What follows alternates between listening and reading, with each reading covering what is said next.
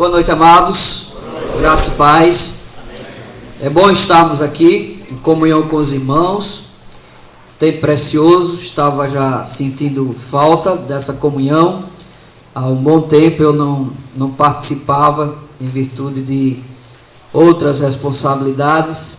E chegar aqui junto com os amados e termos esse tempo de comunhão tão maravilhoso.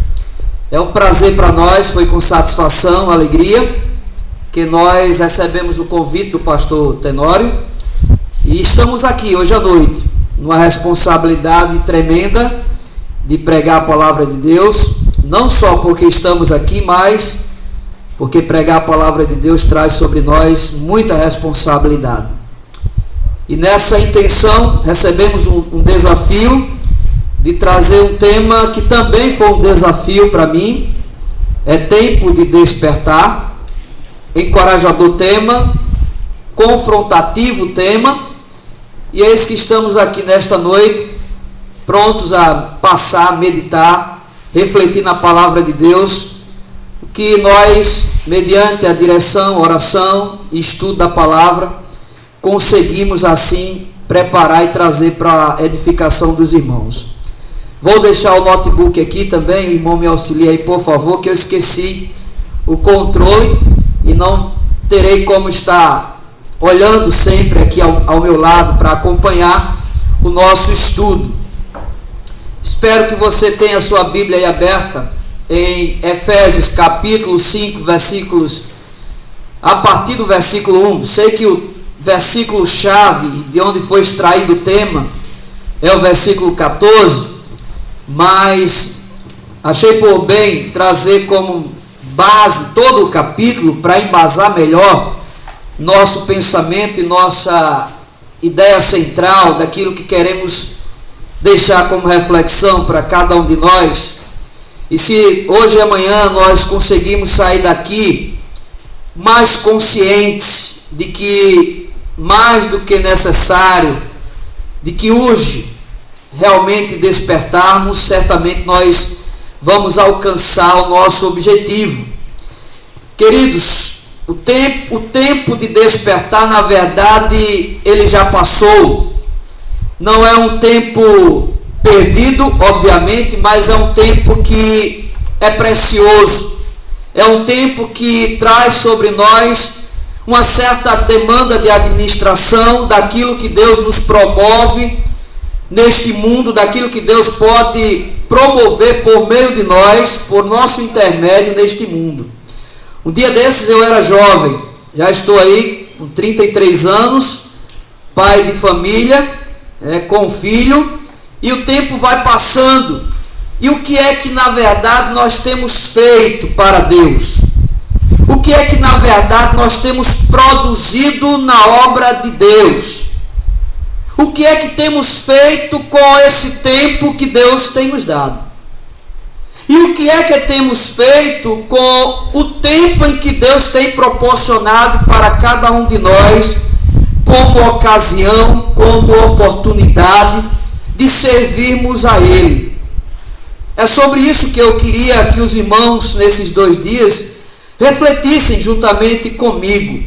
Não pensassem o tempo, ou a ideia de tempo, tão somente no que diz respeito ao tempo cronológico, ao tempo marcado, delimitado por hora, minuto, segundo, nem tão somente pelo tempo ano, meses, dias. Por favor, pode passar para o primeiro slide antes. Aí, esse tempo que, biblicamente falando, e no Novo Testamento especialmente, nós vamos entender e encontrar essas duas definições a partir dessas duas palavras básicas: tempo kairos e tempo cronos. O tempo cronos é um tempo universal, é um tempo geral, é um tempo que envolve todo ser humano, que envolve eu, que envolve você também. É um período, é um tempo marcado. O tempo kairos é um tempo diferente. embora esteja inserido no tempo Cronos, é um tempo não medido pelo relógio, pelos meses, pelos anos que se passam. É um tempo medido pela intervenção de Deus no nosso tempo Cronos.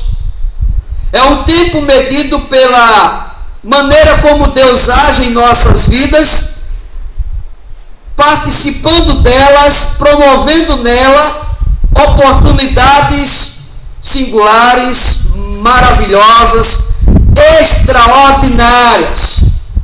Portanto, quando a gente pensa assim nesse tema, é tempo de despertar, não vamos pensar no tempo cronológico, vamos pensar no tempo oportunidade que Deus está nos dando, de que Ele age em nossas vidas e de que de alguma maneira nós possamos ser usados como instrumentos nas mãos de Deus. Por que não pensar do contrário? Talvez, irmãos, você tenha chegado aqui com uma certa expectativa e pensando assim, olha que tema interessante, nós vamos lá ouvir categoricamente o que é necessário nós fazermos para despertarmos, né? Talvez, se você veio com esta expectativa, saia um pouco frustrado daqui, porque eu não penso que o texto em pauta, ele traz para nós uma receita do que é necessário para despertarmos. Para despertar é necessário isso, aquilo, é necessário fazer isto, pensar nisso. Não. A ideia é outra. Nosso pensamento é outro. Até porque eu penso que os cristãos, sobretudo no nosso contexto, nós batistas regulares, não despertamos porque não sabemos. Não. Pelo contrário, nós sabemos até demais. Nós temos os melhores seminários, com certeza, não tenho dúvidas disso. Nós temos pastores preparados para sermos humildes, né? Não dizemos os melhores, não dizemos assim. Nós temos obreiros conhecedores das Escrituras, igrejas firmadas na palavra, na sã doutrina, pessoas que têm sido ensinadas há décadas o verdadeiro ensino da palavra de Deus. Portanto, eu tenho a convicção de que não nos falta o conhecimento. Nós sabemos muito bem o que é para nós fazermos. Se estamos adormecidos, porque o tema sugere isso, é tempo de despertar, significa que estamos desperdiçando o tempo cronológico, que estamos desperdiçando as oportunidades de Deus, tempo kairos. E por outro lado também estamos adormecidos. Então, quando eu ouvi esse tema, eu pensei logo, será que eu estou desperdiçando o tempo de Deus para mim? Ou estou adormecido? Será que estou precisando abrir os olhos, despertar de fato? O que é que eu estou fazendo aqui? O que tenho feito para Deus? O que é que Deus quer que eu faça para Ele? Então nós sabemos o que fazer. Qual é o crente que não sabe que é uma necessidade ele orar?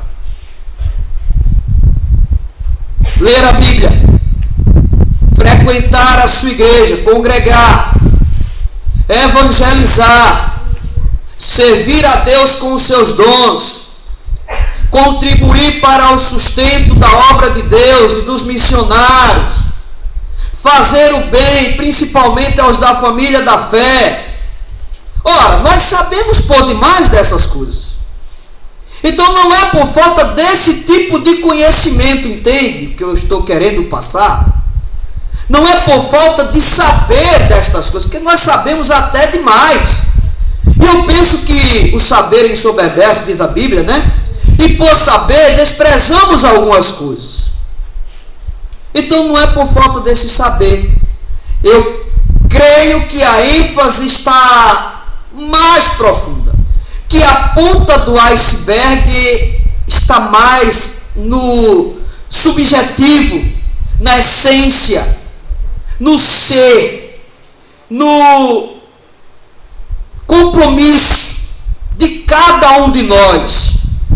E é aí que eu quero ver se ao final dessas duas nossas mensagens ou estudos conseguimos tocar, conseguimos mexer com a sua essência, assim como eu peço que Deus também mexa com a minha. Porque será então despertamento não fogo de palha, não momentâneo, não passageiro. Você vai voltar para a sua igreja e não vai ser aquele encorajamento mensal. Depois do mês acabou, você volta à mesma mediocridade, à mesma vida cristã, relaxada, relapsa. Não. Mas esta mudança, espero eu em Deus, que ocorra em cada um de nós a partir do nosso interior para o exterior. De dentro para fora. Como Deus quer. E que isso ultrapasse os limites dessa nossa capa, desse nosso corpo que é nossa morada, e sobrepuja em ações cristãs, em despertamento cristão para o serviço, para a obra de Deus, para as oportunidades que Deus nos concede na sua maravilhosa obra.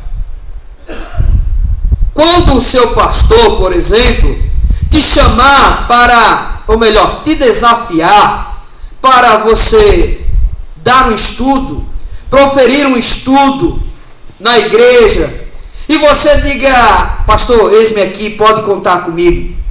Pastor, eu não tenho preparo, mas eu creio que o meu Deus é um Deus que capacita. Para que você tão somente se disponibilize, seja um crente apto a servir, pronto a servir, ser útil, para que assim você possa aproveitar o tempo da melhor maneira possível. Agora sim, o tempo cronológico. Irmãos, que possamos refletir e pensar sobre isso a partir do que o próprio texto ele nos traz. Eu poderia preparar aqui uma mensagem temática e passear bastante pela Bíblia, mas eu entendi e achei por bem que é melhor nós nos prendermos tão somente aqui no capítulo 5 de Efésios e extrairmos desse texto as principais ideias para a nossa reflexão nessas duas mensagens. Então, a partir disso, é tempo de despertar. Como de fato nós podemos despertar? Para que despertar? Despertar para quê? Partindo desse nosso pressuposto de uma mudança do interior para o exterior. E aí não há como fugir. Seguindo o próprio texto bíblico, a gente vai chegar à primeira resposta. É preciso despertar. É tempo de despertar para imitar a Deus. Porque o versículo 1 diz isso. Sede, pois, imitadores de Deus como filhos amados. Quer despertar? Desperte para imitar a Deus. Parece algo simples, mas pare e pense. A responsabilidade do cristão, nossa, nesse mundo, é tão somente imitar a Deus. Só isso. Só essa coisinha. Naquilo que Deus é, sede santos, porque eu sou santo. Naquilo que Deus fala, naquilo que Deus diz, naquilo que Deus faz. É uma responsabilidade tremenda, prática, que denota sobre nós uma busca frenética, uma busca constante, incessante, uma busca diligente. Jesus disse: o meu Pai trabalha até hoje. Mas nós muitas vezes dizemos: estou cansado. Jesus, ele diz: Pai, se possível, passa de mim este cálice, mas que não seja feita a minha vontade, sim a tua. Mas nós preferimos fazer a nossa vontade. E aí 1 Pedro diz: para que no tempo que vos resta na carne, 1 Pedro 4:2, não vivais de acordo com as paixões dos homens, mas segundo a vontade de Deus. Então, imitar Deus é ter Deus como nossa mímica, é ter Deus como nosso espelho. Você pode, irmão, por favor, mais um clique? Porque somos filhos de Deus. E porque somos filhos de Deus, nada mais, reflita comigo, lógico, do que um filho imitar o pai. Não é assim? Quem aqui é pai? Pode passar, irmão, mais um clique, por favor. É natural que um filho acompanhe o comportamento do seu pai. Meu filho vai fazer 3 anos. E quem é pai aqui, a maioria é. Quem não é, será. Esperar o tempo de Deus, pastor Charles, para ser pai. E é maravilhoso. Mas é natural. É comum. E incrível. Tudo que a gente faz, o filho, quer fazer também. Quer imitar. Porque ele está numa fase de aprender pela imitação. É no gesto. É nas expressões, na fala. Benjamin agora está dizendo assim, Ei, doutor, porque eu digo isso com ele. Outro dia eu ia viajar e estava engraxando o meu sapato. Acabei de engraxar, ele foi, pegou o sapato e foi engraxar também. Então, nada mais natural e lógico do que um filho imitar o pai. Nada mais natural e lógico do que você, que é filho de Deus, imitar Deus. Imitar o nosso Pai. Sede perfeitos como perfeito é o vosso Pai Celeste, disse Jesus. Então, se Deus é luz, nada mais lógico do que sermos luzeiros neste mundo. Se Deus é amor, nada mais plausível do que termos também essa distinção cristã, esse atributo divino em nossas vidas. É compreensível isso. Paulo argumenta que os filhos de Deus sejam semelhantes a Deus. E quer saber de uma coisa? Socorro, estão desaparecendo da terra os homens fiéis, disse o salmista. Socorro, estamos precisando mais do que urgente de homens de Deus neste mundo, de homens que imitem a Deus naquilo que eles são, naquilo que eles falam, naquilo que eles praticam. Porque aqui e acolá nós temos visto testemunhos de crentes cristãos terríveis. Semana passada mesmo, e até mesmo hoje, eu ouvi de um comentário de um crente que foi taxado da seguinte maneira. Alguém comentou e falou: irmão fulano, ele disse: aquele que é mulherengo? Outro dia, eu lá em Açu, numa loja, conversando com o lojista, e aí o lojista estava recebendo um representante de uma empresa, e ele disse: o senhor é o pastor da Igreja Batista? Sou, sim. Ele: que bom, eu conheço uma pessoa da Igreja Batista, Eu disse: realmente eu conheço um irmão que trabalha nesse ramo. E aí ele disse: é fulano?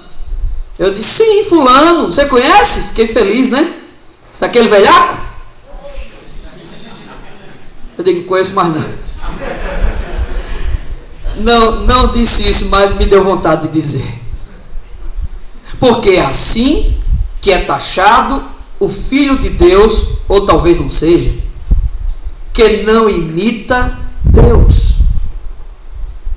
Nós, batistas regulares, somos tão bonzinhos quanto a isso, que ainda assim estamos chamando pessoas que estão vivendo na prática do pecado, estamos chamando de irmãos.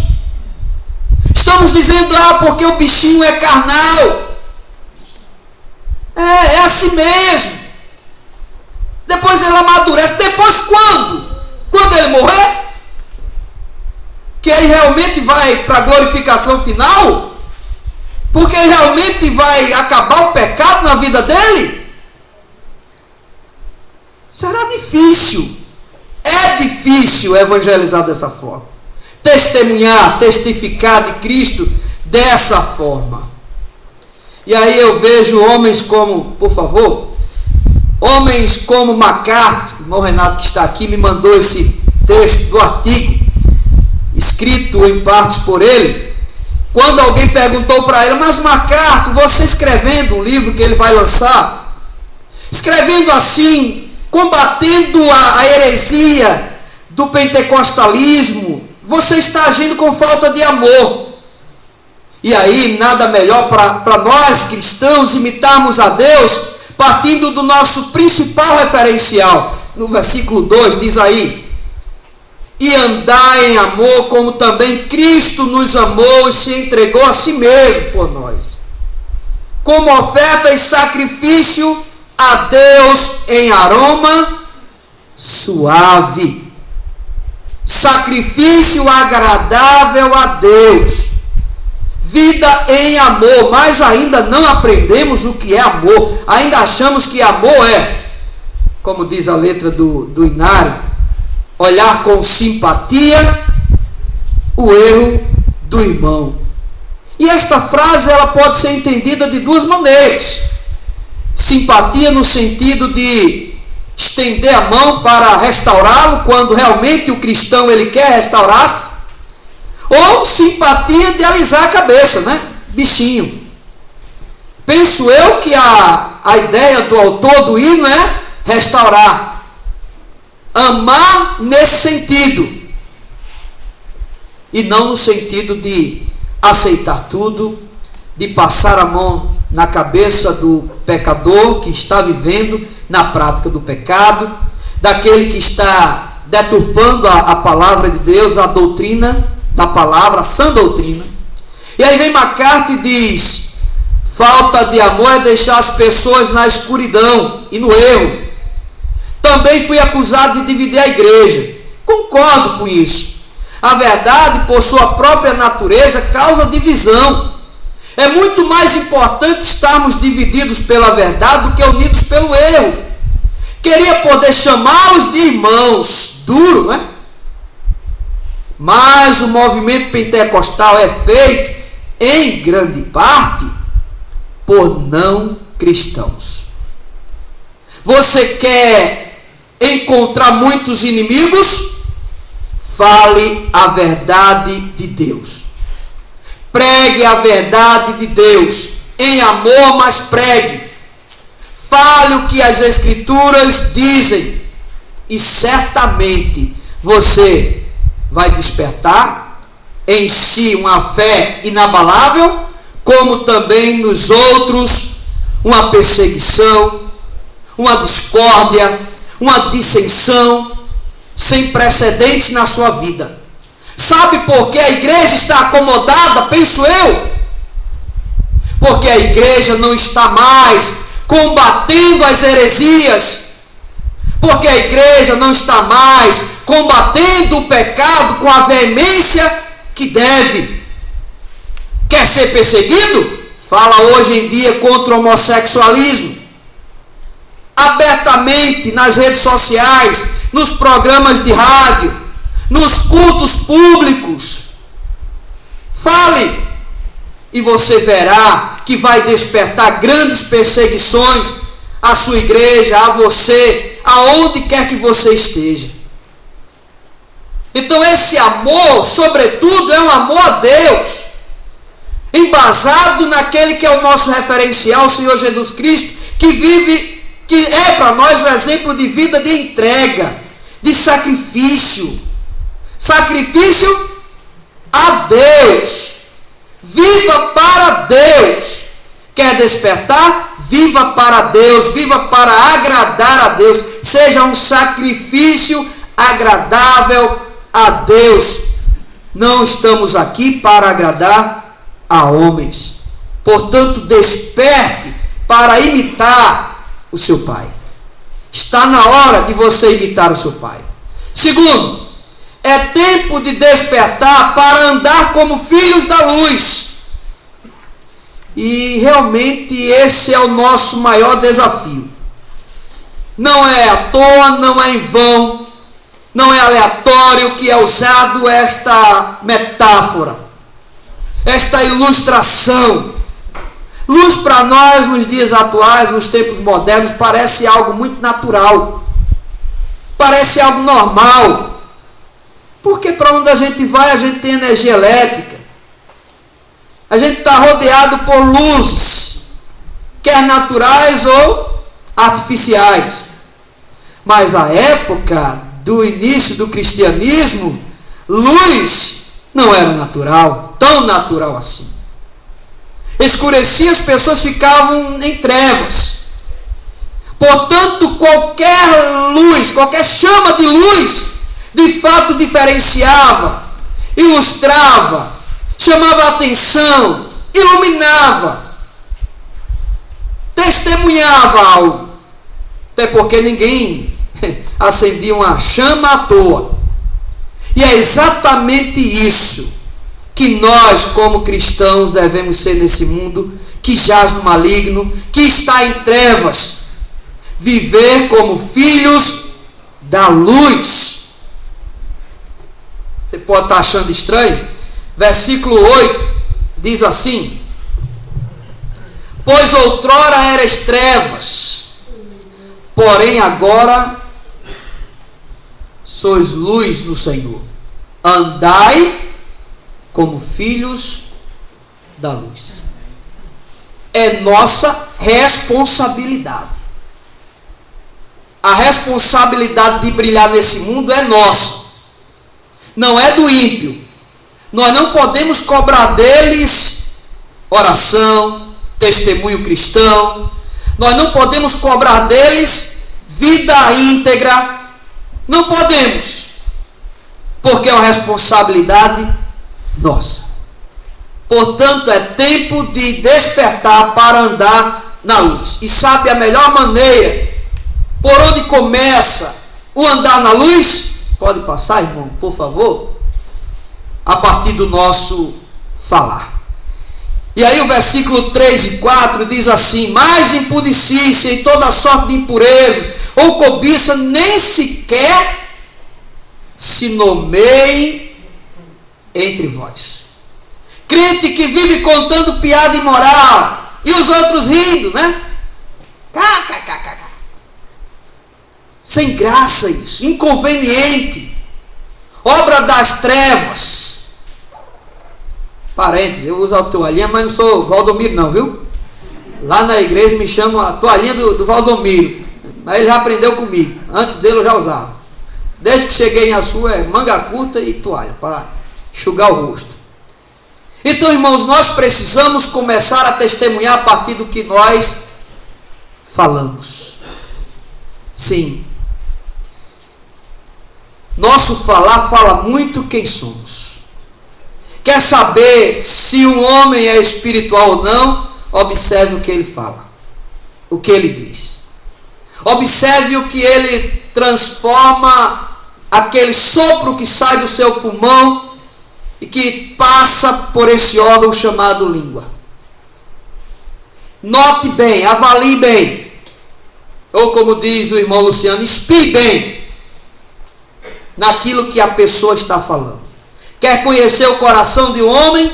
Veja o que sai da sua boca, porque a boca fala do que está cheio o coração. Ponto final.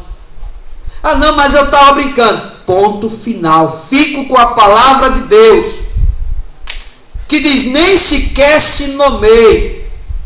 E aí, via de regra, pode passar, irmão, tem essa imagem aí. Via de regra, no nosso meio, em nosso contexto, né? Nas nossas igrejas. Nós temos visto tanta gente adentrando pelo caminho das trevas a partir do seu linguajar, da sua fala. Gente desonesta, gente maliciosa, perversa, como nem mesmo às vezes entre os gentios e os ímpios nós encontramos. Gente de uma capacidade, de uma sabedoria demoníaca, de articular, de jogar um contra o outro, de fazer um inferno dentro das igrejas, que tem um ministério satânico mesmo, do diabo, de lançar a igreja contra pastores, de pastor contra igrejas, gente que sabe acusar, cuja língua é como se fosse uma espada, uma lança que perpassa o corpo e que dói, machuca, e que às vezes palavras doem muito mais, verdade isso, do que socos e pontapés.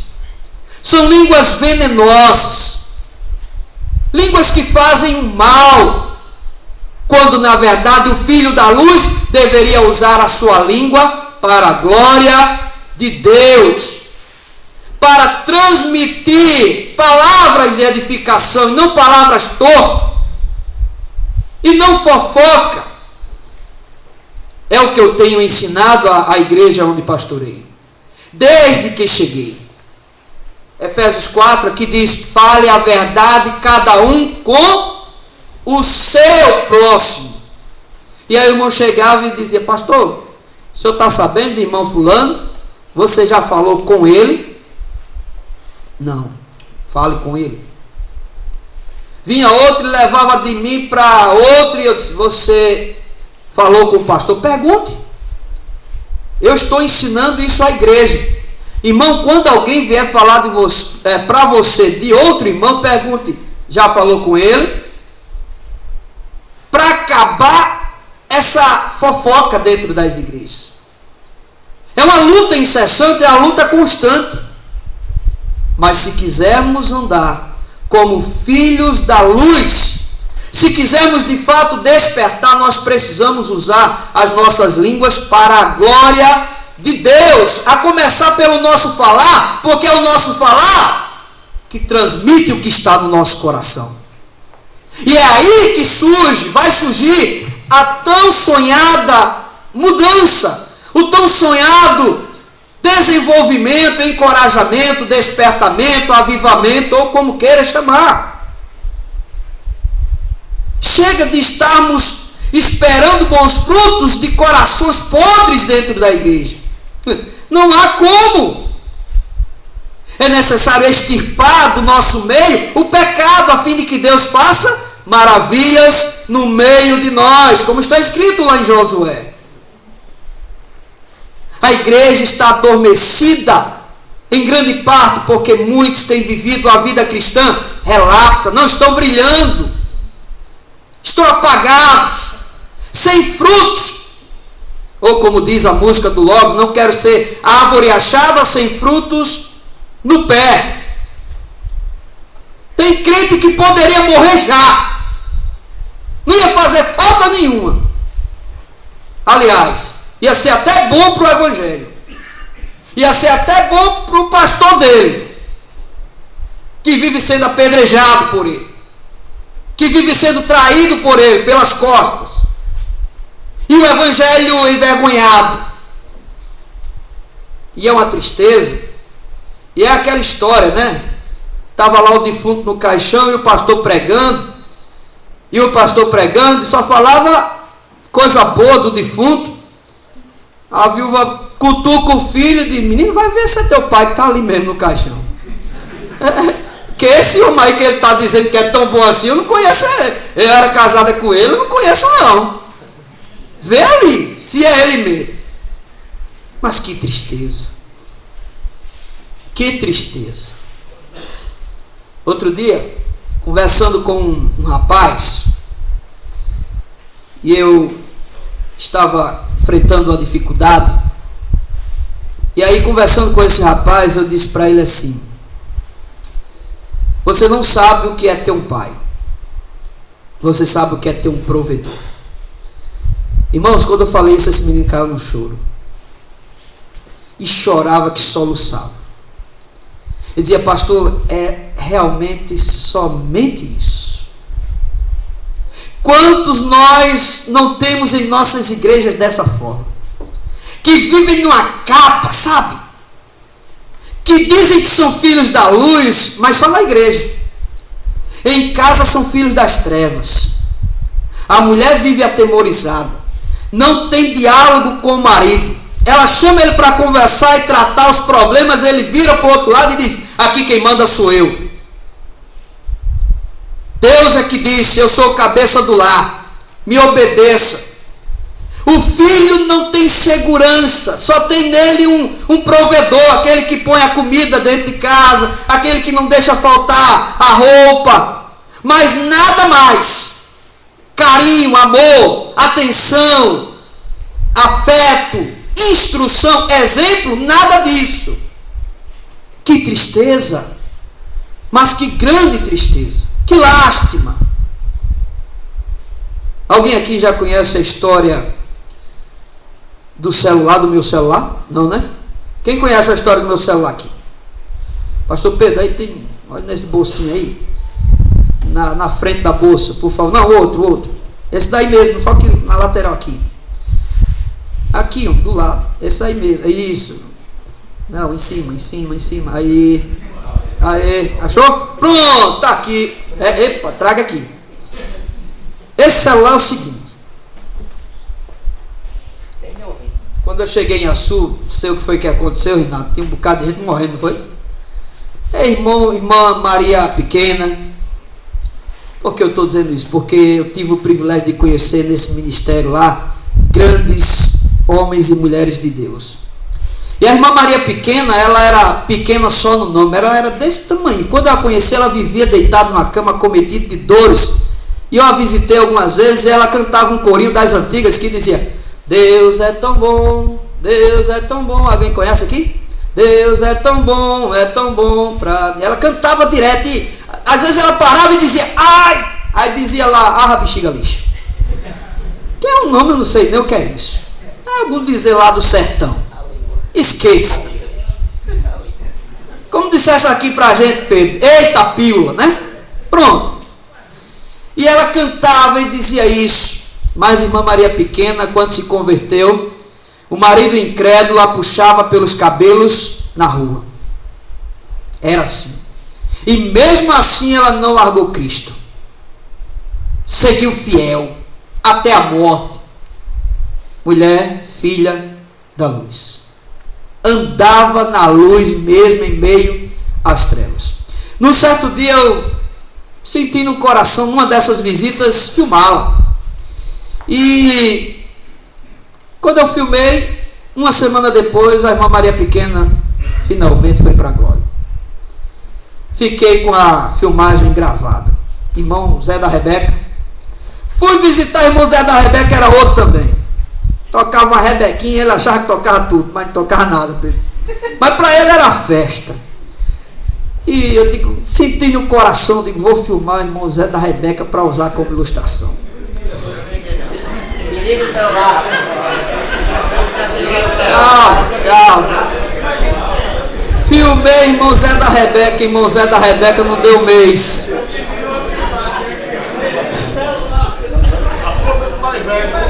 Aí fui filmar a mãe do irmão Onésio, como é? Terezinha. Irmã Terezinha cometida, era deitada, ela tinha o que era paralisia, câncer, sei lá. Só vivia deitada, mas nunca negou sua fé. Era nessas visitas que eu mais cresci, irmãos, que eu mais me envergonhava, que eu mais me despertava, entende? É isso. E um dia eu digo, vou filmar a irmã Terezinha para ficar de lembrança. E irmã Terezinha foi para a glória.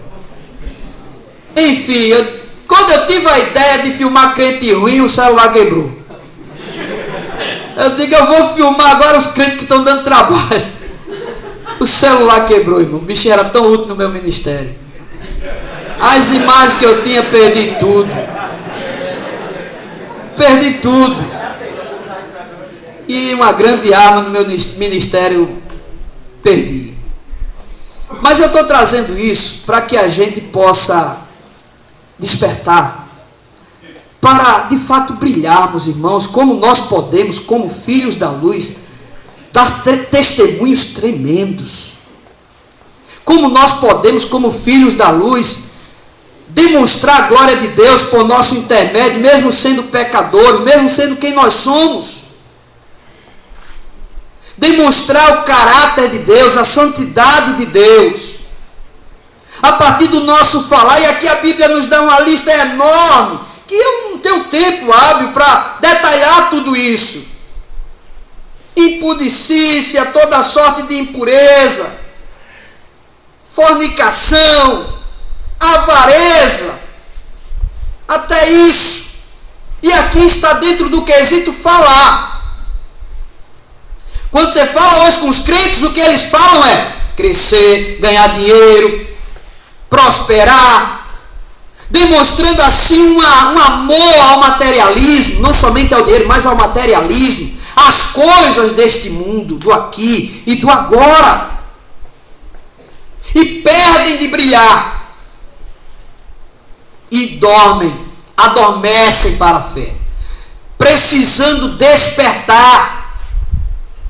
Por favor, irmão, passe mais um slide.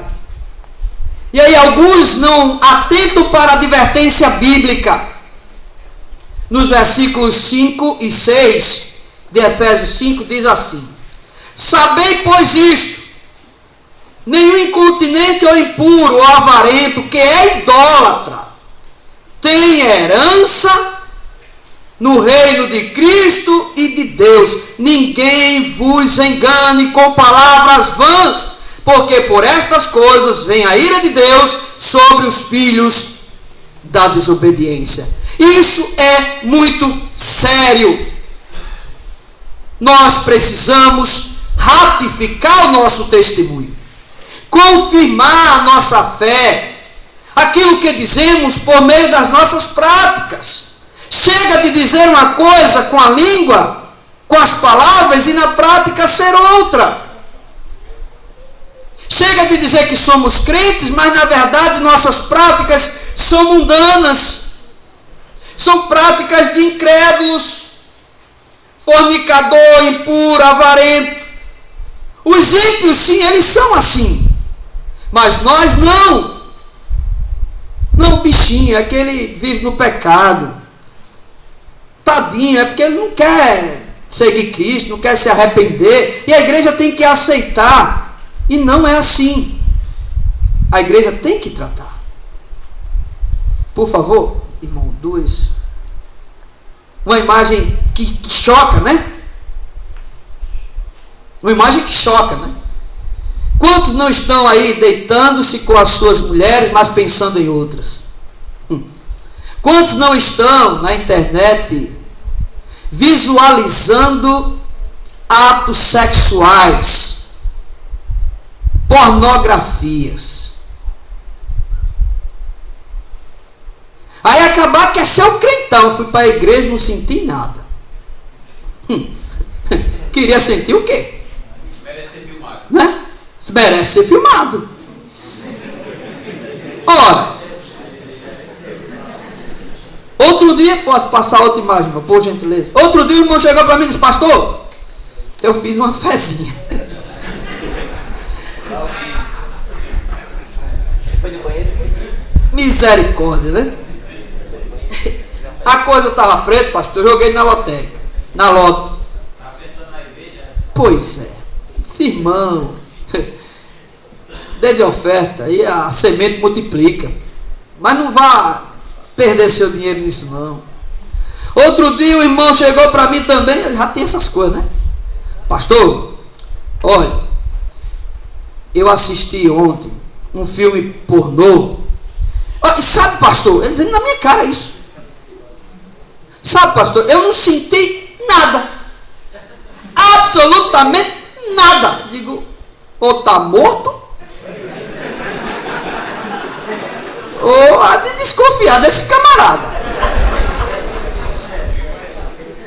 Aí eu estava assistindo, pastor, aí chegou uma hora que eu disse, eu com a mulher bonita ali deitada na minha cama, fui para a cama, eu disse, eu vou ficar vendo isso. Irmão, pelo amor de Deus, ele, pastor, mas eu sou tão espiritual, ele quis dizer isso, irmão, entende? Eu sou tão espiritual que o pecado, eu sou forte demais. Eu digo, não confio não, forte é aquele que corre, porque a Bíblia diz, foge das paixões, da mocidade. A Bíblia não diz em frente, não, manda resistir o diabo, mas é diferente. E aí o que a Bíblia diz? Pensai nas coisas lá do alto, ocupe o seu pensamento com as coisas espirituais. Não se considere a síndrome do gnosticismo, né? Que João, lá em 1 João, que também estava ali lá em Éfeso, nessa região, que as pessoas estavam achando-se tão superiores, que diziam, o pecado não tem efeito sobre mim. E João disse, se dissermos que não temos pecado nenhum, mentimos. É mentira. Nós não somos tão espirituais assim, tão fortes assim. Precisamos vigiar. E isso nos leva a pensar, refletir, indagar. Quem vive dessa forma, quem vive no pecado, quem vive desobedecendo, de fato é filho da luz?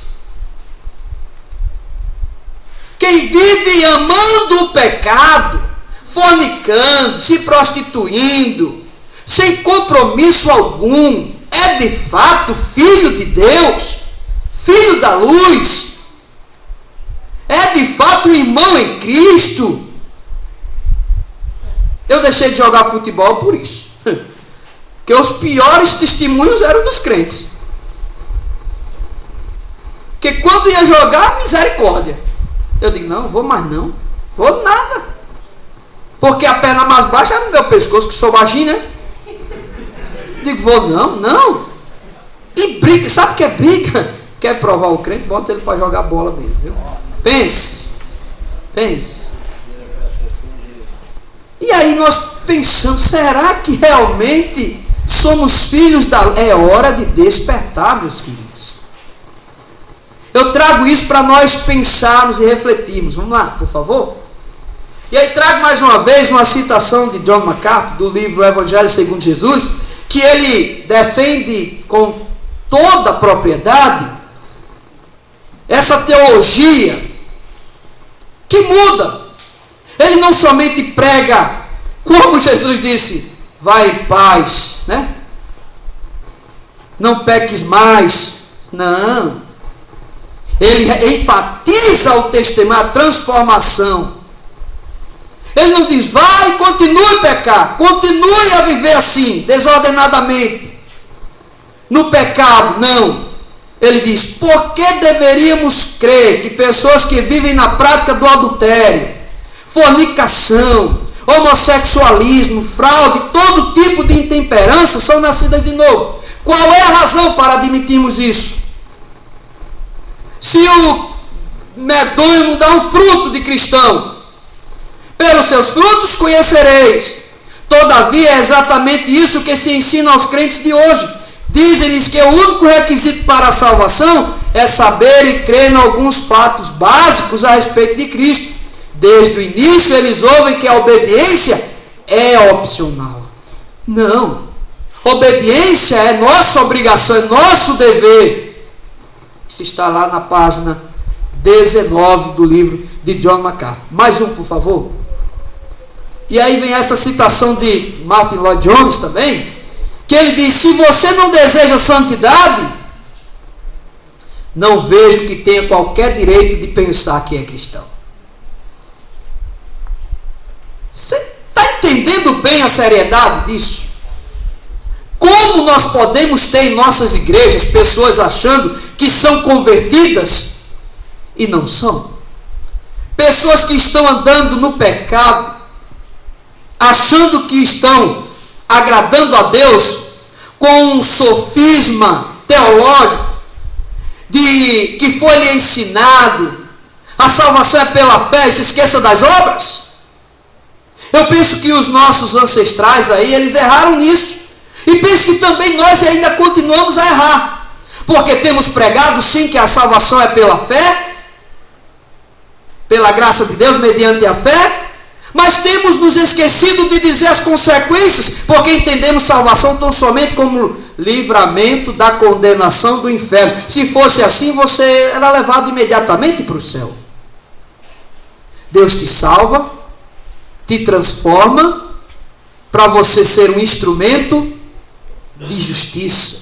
Deus te salva pela graça, mediante a fé, para que você ande nas boas obras que Ele preparou de antemão. Pregamos a fé e nos esquecemos das obras. E aí vem esses, como diz meu irmão ali, Agnaldo, testemunhos, né? Porque tem testemunho e tem testemunho. E o testemunho é triste, viu? Tem cada um. Tem deles que realmente dá vontade de chorar. Então nós precisamos despertar para a necessidade de andarmos na luz, porque a advertência é: quem vive no pecado não tem herança no reino de Cristo e de Deus. Porque por estas coisas é que vem a ira de Deus sobre os filhos da desobediência. E nós somos filhos da luz, filhos da obediência. Ou despertamos, ou mudemos de nome. Semana chamei um jovem na igreja, né, e disse: olha, ou você diz que realmente não é crente, ou de fato muda de vez. Porque você está dizendo que é crente, que é filho da luz, mas seu Facebook só tem coisa das trevas. Mas suas músicas só são músicas mundanas, meu filho. Então se decida, você está no pior lugar. Você não tem tomado posições, está tentando agradar a Deus e ao diabo. Está tentando servir a Deus e ao mundo. A ordem é expressa. Versículo 7. Algum irmão leia, por gentileza? Bem alto. Portanto, você já é participante com eles. Volte também, por favor. Pois outrora eras trevas, porém agora sou luz do Senhor. Andai com os filhos da luz. Olha aí. Não sejais participantes com eles. Desperte. Assuma a bandeira de santidade na sua vida. Não participe das obras das trevas. Seja um crente separado, que não é cúmplice. Versículo 11. E não sejais cúmplices nas obras infrutíferas das trevas. Antes, porém, reprovai-as. Quando você reprova as obras das trevas, você compra uma briga com Satanás. A ideia aqui, na verdade, é parem de se tornar cúmplices, parem de ser participantes das obras das trevas. Teria alguma coisa na sua vida, algum pecado, alguma obra das trevas que você tenha que parar imediatamente?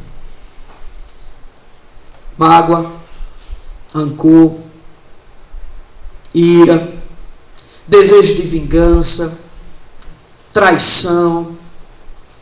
Porque aqui e acolá a gente escuta coisas absurdas.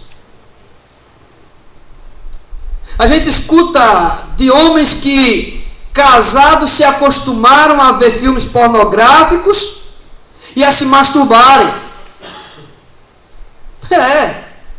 Você está com cara de assustar, pasme mesmo, mas é isso que acontece. Na ideologia de eu sou forte, né? Cada coisa que a gente escuta, que realmente temos que parar com algumas coisas em nossas vidas, ou de fato a luz que é em nós vai se apagar e o Espírito Santo vai se apagar de tal forma que talvez você até seja da luz, mas você não vai estar demonstrando obra da luz coisa alguma. Se posicione, ampute o pecado na sua vida, pare totalmente, pare de vez. Não namore com as obras das trevas. O contraste, versículo 8 e 9, diz assim, o irmão leu 8, pois outrora eres trevas, porém agora sois luz no Senhor, andai como filhos da luz, porque o fruto da luz consiste em toda bondade, justiça e verdade. Eres trevas, passado. Se o seu presente não mudou, se o seu presente continua como outrora, é hora de reavaliar-se. É hora de você refletir e examinar-se. E se por acaso você chegar à conclusão, não, mas eu sou crente, mas eu sou um servo de Deus, eu sou um filho de Deus, eu sei o que Deus fez na minha vida, então está na hora de você mudar as atitudes. Está na hora de você despertar. Porque o cristão não vive nas trevas, não pode viver na prática do pecado.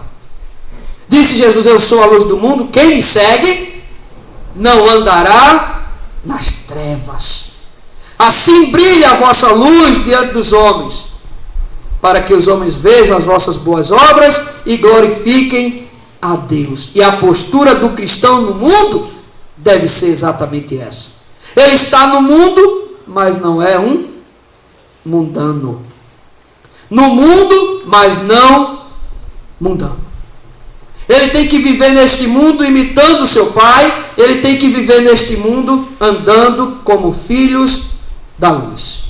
Desperte para brilhar dessa forma. Espere o tempo e a ocasião oportuna de Deus para que você possa se inserir nesse furacão e que Deus te leve, te use para a glória dele. E que você seja levado dentro, no centro, por isso a ideologia de furacão, no centro da vontade de Deus. Para que enfim você desperte e veja as ações de Deus na sua vida e aonde Deus está querendo te usar dentro de um tempo cronológico, onde muitos estão dormindo, displicentes, negligentes.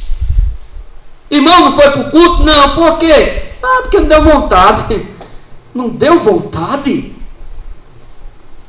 É de estranhar isso. Não deu vontade de louvar, ter comunhão com os irmãos, de ouvir a palavra, de servir a Deus? Não dá nem vontade de chamar ele de irmão, diga assim, né? Não dá vontade de chamar ele de irmão. Que nós possamos despertar a tal ponto. Esperar a ação de Deus em nossas vidas para que possamos brilhar. Brilhar. Imitar o Pai e andar como filhos da luz. E aí, tudo mais serão expressões de um avivamento interior, de um despertamento interior, de uma certeza e de uma convicção interior. Quer agradar a Deus? Imite o Pai e ande na luz. Quer que Deus te agrade? Espere o Kairos de Deus. Espere o tempo de Deus. Me lembro quando para encerrar essa, viu? Estou vendo que os irmãos estão já agoniados. Mas de fato é aí que encerra. Pode passar aí. Para encerrar, lembro que quando eu estava noivo, encerrar por hoje, viu? Amanhã vocês têm mais. Quando eu estava noivo, eu queria muito casar, lógico, né? Mas nem sempre a gente tem condições. E aí eu estava na batalha, juntando dinheiro, um dinheirinho aqui e acolá, para ver se comprar pelo menos as alianças, né? É uma batalha, né não? E aí, lá em Nova Cruz, numa roda de irmãos, a gente conversava com um jovem lá e tinha a avó de um irmão que ela era cadeirante, né? Deficiente, idosa, não andava mais. E a gente conversava e brincando e contava aqui e acolá uma história engraçada, tinha aquele momento de alegria, né? De brincadeiras, sadias e ela ria. E quando ela ria, brilhava os dentes dela de ouro, ó. E eu olhando para o ouro dela, né? Digo, aí eu disse uma vez, se a senhora fosse minha avó, Quando a senhora morresse, eu pegava esses dedos para mim, eu não ia deixar para o coveiro, não. Aí ela cuspia no chão e disse, Deus me livre, meu filho, mas se você quer, é seu. Quando ela dizia isso, a filha via, né? E aquele povo católico, você sabe que tem aquela superstição, né? Eu sei que não demorou 3 meses, mas já tem essas histórias com o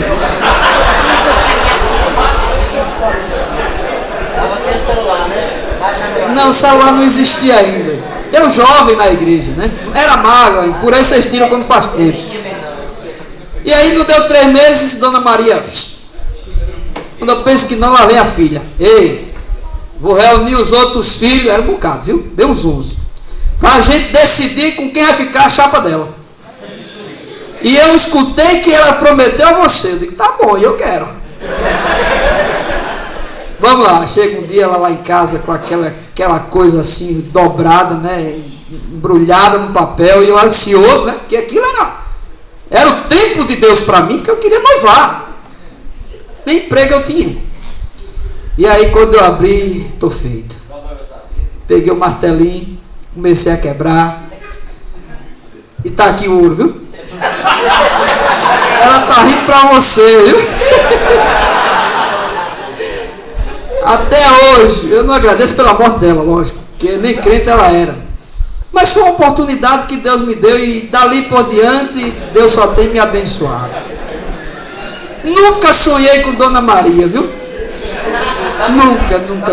Até quis. Mas de fato eu fui agraciado e abençoado.